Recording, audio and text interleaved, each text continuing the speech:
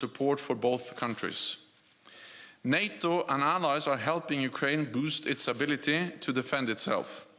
Self-defense is a right enshrined in the UN Charter, and allies are helping Ukraine to uphold that right, including with trainers and military equipment for the Ukrainian armed forces, cyber and intelligence expertise, and with significant financial support. We also discussed the presence of Russian forces in the Georgian regions of Abkhazia and South Ossetia, and the vote of the Russian Duma recommending the recognition of the non-government controlled areas of Donetsk and Luhansk. We all agree that would be a further blatant violation of Ukraine's territorial integrity and sovereignty, and of the Minsk agreements undermining the efforts to find a political solution in the Normandy format. Today, allies confirmed that NATO's door remains open. Any decision on NATO's membership is for NATO allies and aspirant countries to take, nobody else. The right of each nation to choose its own path is absolutely fundamental for European and transatlantic security, and it must be respected. NATO allies restated their strong support for the sovereignty and territorial integrity of both Georgia and Ukraine. We cannot accept a return to an age of spheres of influence, where big powers bully, intimidate, or dictate to others. There can be no decisions about Ukraine without Ukraine, and no decisions about Georgia without Georgia. We agreed that in times of tension, dialogue is even more important. NATO remains open to engaging with Russia in good faith. Allies are ready to sit down with Russia in the NATO-Russia Council, address a wide range of issues and find common ground. In the final session of our ministerial, we met with our close partners Finland, Sweden and the European Union. We share the same values, we face the same challenges, and the crisis in and around Ukraine affects us all. So we agree that it is even more important now that we continue to work together and complement each other's efforts to bring this crisis to a peaceful solution. And with that, I'm ready to take your questions. Okay, we'll go to Wall Street Journal. Thank you very much. Dan Michaels with the Wall Street Journal. Are you concerned, Mr. Secretary General, that comments, reports today out of Russia about hostilities around Donbass, firing and possible incursions could be used as a pretext for Russia to attack? So we are concerned that Russia is trying to stage a pretext for an armed attack against Ukraine. It is still no clarity, no certainty about the Russian intentions. We don't know what will happen, but what we do know is that Russia has amassed the biggest force we have seen in Europe for decades in and around Ukraine. And we also know that there are many Russian intelligence officers operating in Ukraine. They are present in Donbass, and we have seen attempts to stage a pretext, false flag operations to provide an excuse for invading Ukraine. So of course this is of concern.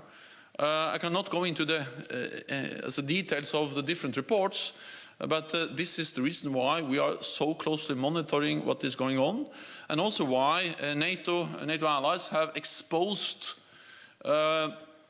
the Russian actions, the Russian plans, and the Russian efforts when it comes to disinformation. Because we believe that that makes it harder for them to act, harder for them to invade Ukraine, and we continue to call on Russia to de-escalate, to withdraw forces, and to engage in a political dialogue with NATO and NATO allies.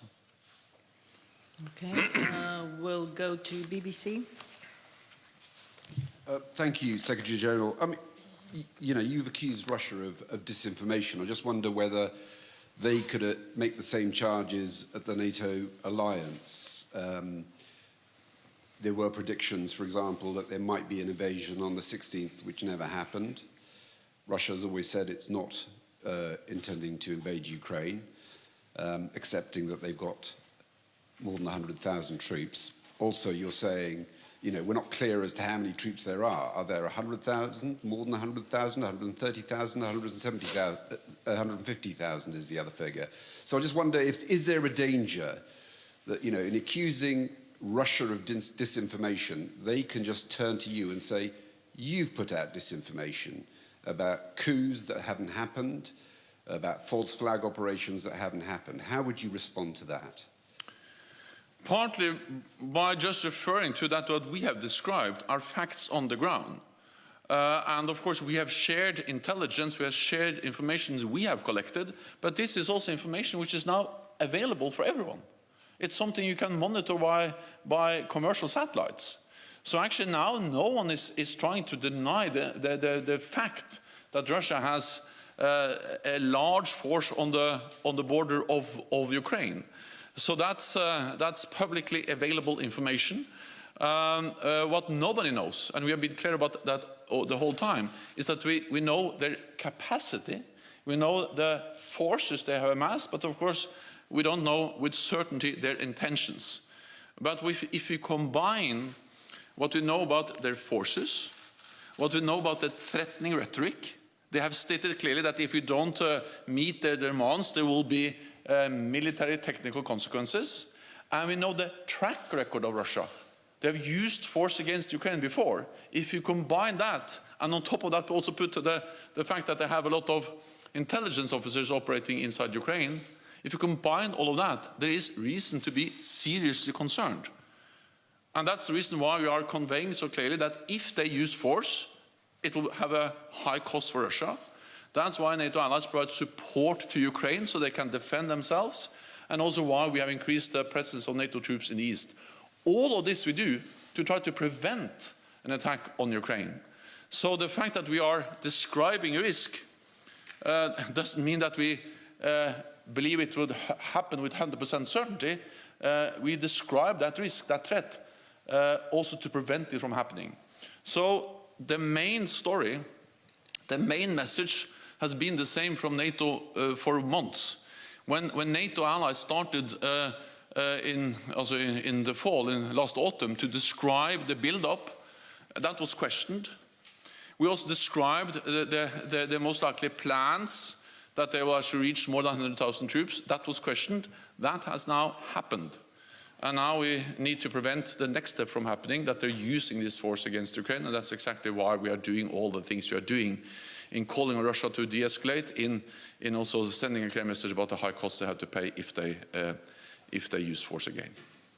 Okay, we'll go to the back, the National News Agency of Ukraine. Yeah. Dmitry Shkurko, National News Agency of Ukraine.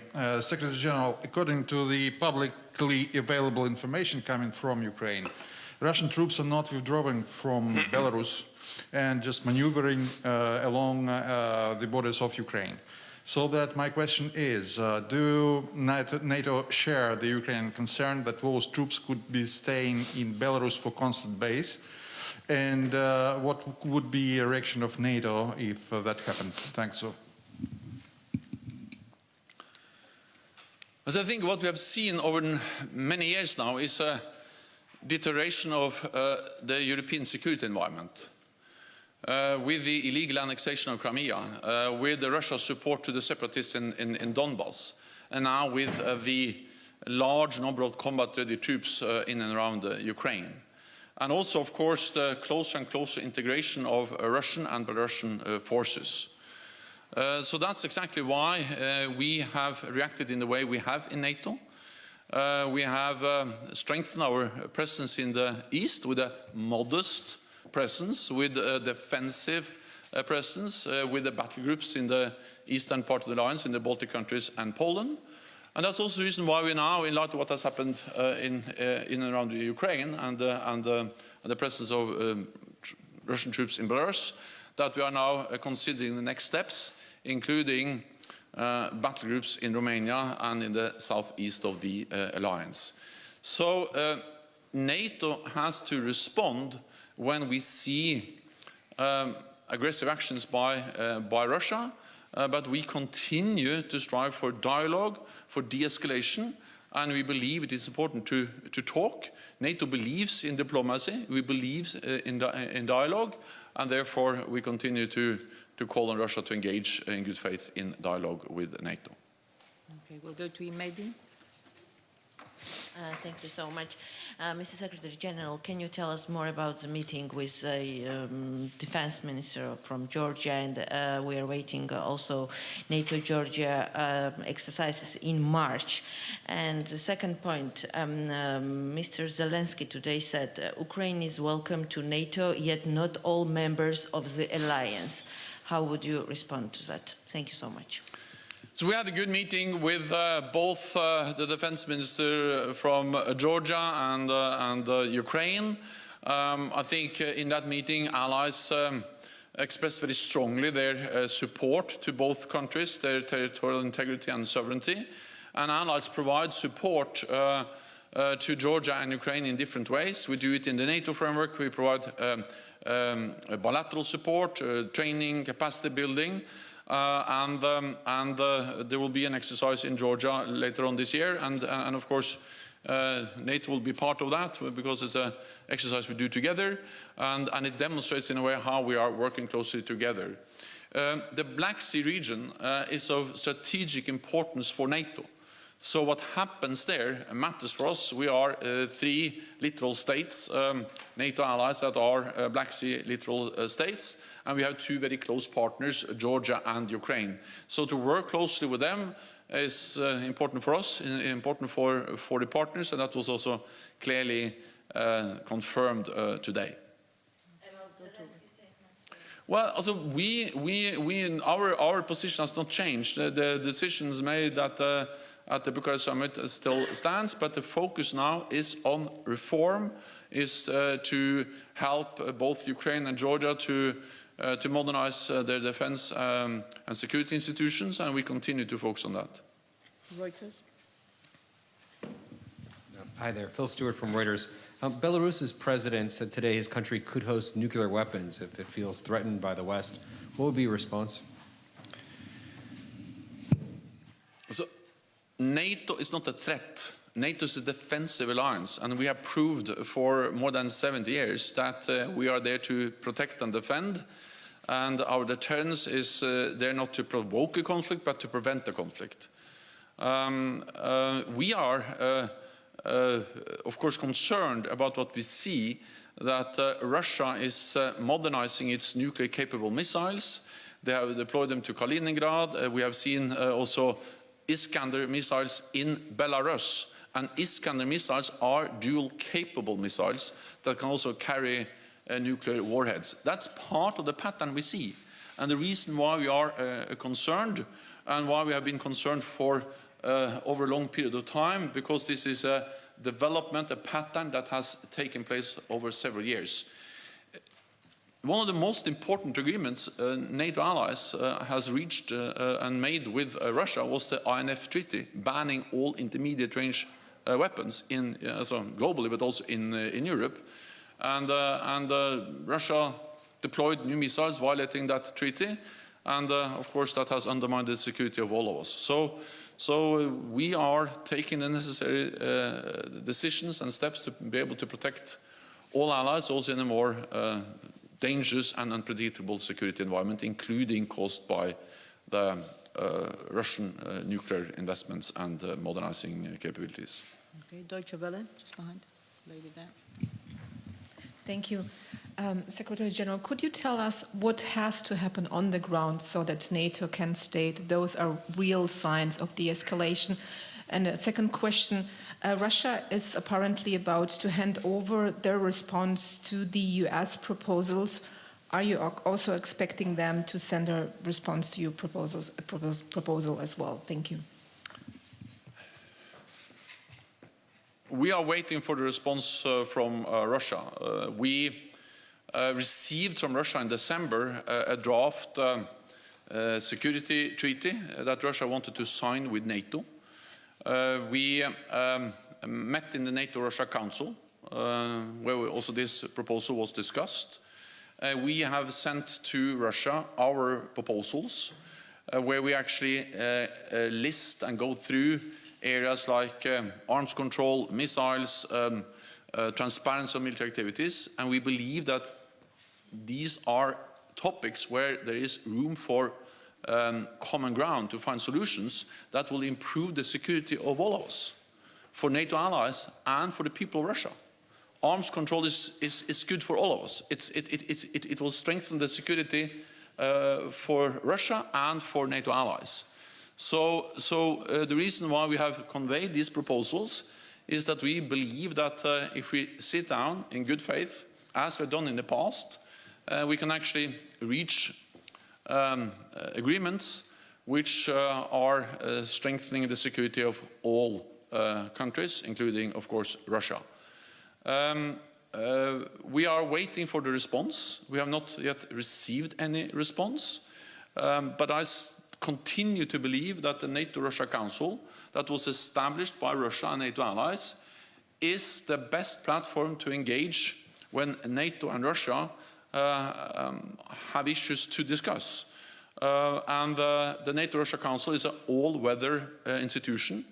It's even more important that we meet now when tensions are high and things are difficult, and therefore we are ready to meet. I invited Russia to a series of meetings in the NATO-Russia Council to address their concerns, our concerns, and to try to find a common way forward.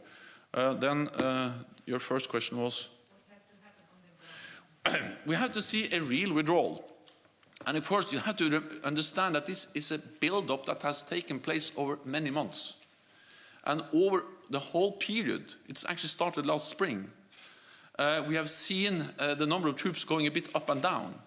And we have seen some forces moving in and some moving out. But the trend, the net effect has been a steady increase. But you know, the fact that you're putting a battle tank on a train and move it in some direction doesn't prove withdrawal of troops. That's not the same as real de-escalation, because these capabilities are moving around all the time, in and out. So it has to be a meaningful withdrawal, a meaningful de-escalation. That is what we are waiting for. So far we have not seen that, but of course this can change. And that's exactly what we are hoping and working for, that we see that Russia actually does what they are saying, that we see a real, significant, meaningful reduction of the Russian troops in and around Ukraine. Okay, we'll try to take two quick questions online. Fox News, Greg Palkett. Thank you, Juana, and thank you, Mr. Secretary General. My question is this, Secretary General, from the latest information that you are receiving, all the reports on the Russian troop movements, does Russia have enough troops, have enough hardware on its borders with Ukraine to stage an invasion now? And if so, what could that invasion look like?